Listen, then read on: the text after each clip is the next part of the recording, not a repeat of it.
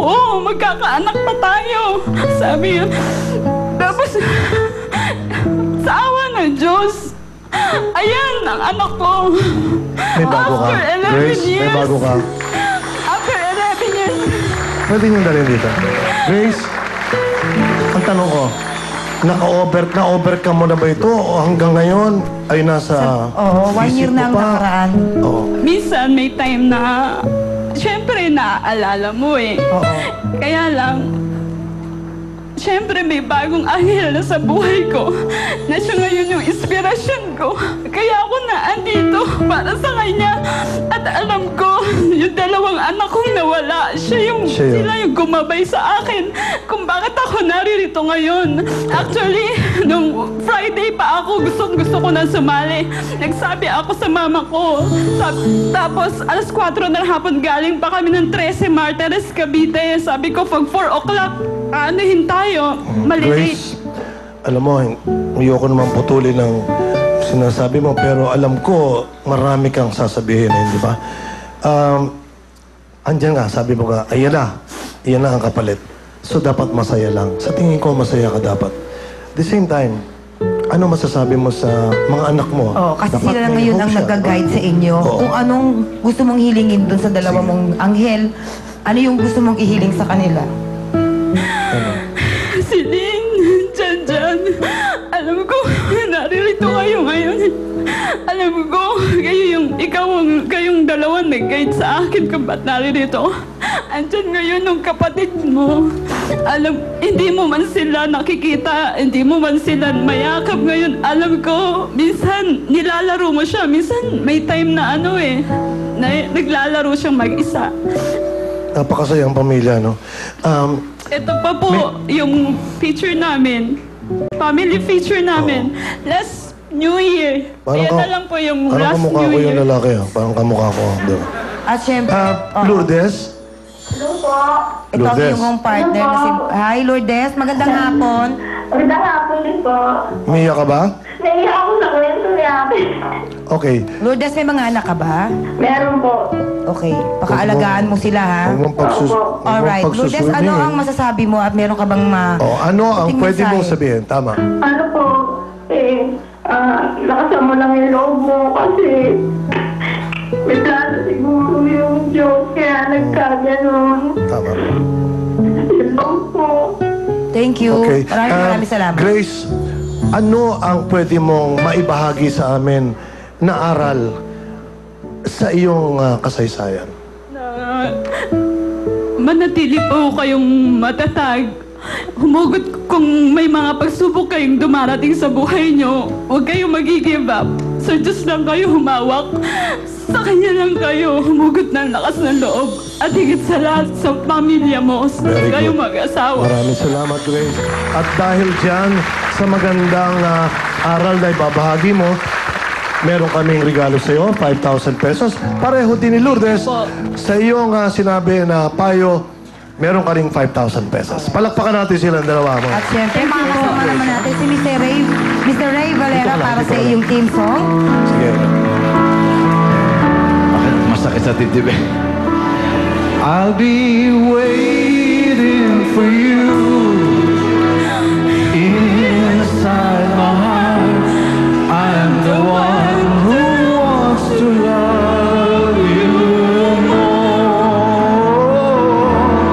You will see I can give you everything you need.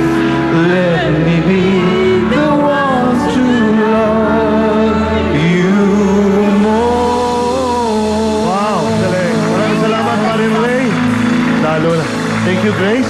Grace, okay lang. Okay lang, Grace, ha? Alam mo, may kapalit ang lahat ng kalungkutan.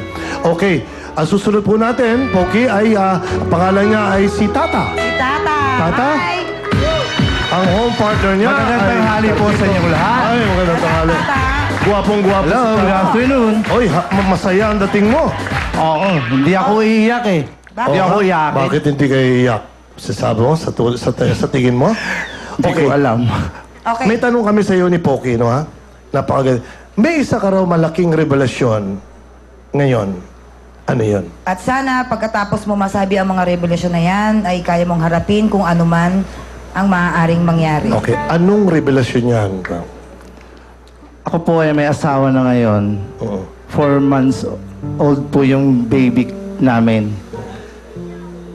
Ang revelasyon kong ito ngayon ay hindi alam ng asawa ko. Na? Ano kasi?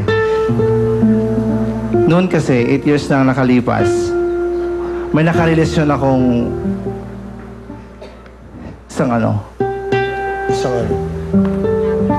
homosexual, bakla po. 8 taon po akong minahal niya. At first, hindi ko alam. Akala ko pera lang yung habol ko sa kanya. Pero nung tumagal nahulog na rin yung loob ko sa kanya. Tata, bading nga ba?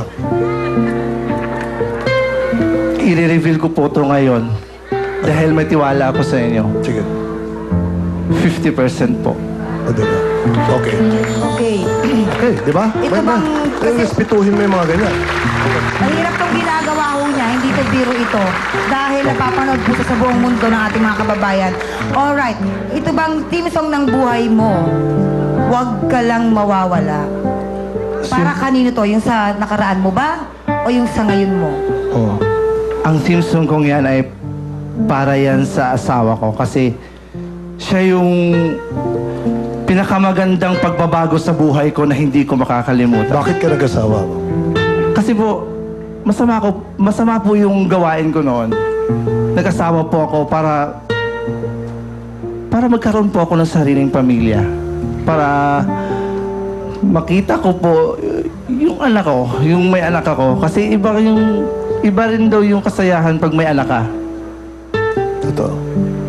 Yun po. Alright, so ngayon, kagaya nga, di sinabi mo kung ano ka talaga.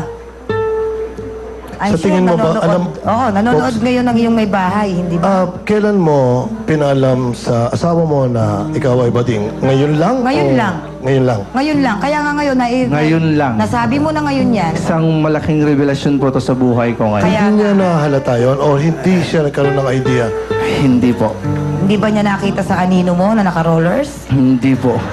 Hindi mo ba sinuot yung Alright, mga so ngayon, gown niya? dahil nasabi mo na kung ano ka talaga, and I'm sure nanonood siya. Ito na ang pagkakataon mo para Sabihin mo na. kausapin mo siya at ipaliwanag mo yung nararamdaman mo sa kabila ng sobrang pagmamahal mo naman sa kanya. Gang, alam ko, mahal mo ako at alam mo rin na mahal kita, kayo ng anak ko. Gang, sana maintindihan mo ako at matatanggap mo ako. Gang, tunay itong nararamdaman ko sa'yo. Mahal kita. Kahit na ganito ako, sana tanggapin mo ako, Gang. Love kay ka na ako, Gang.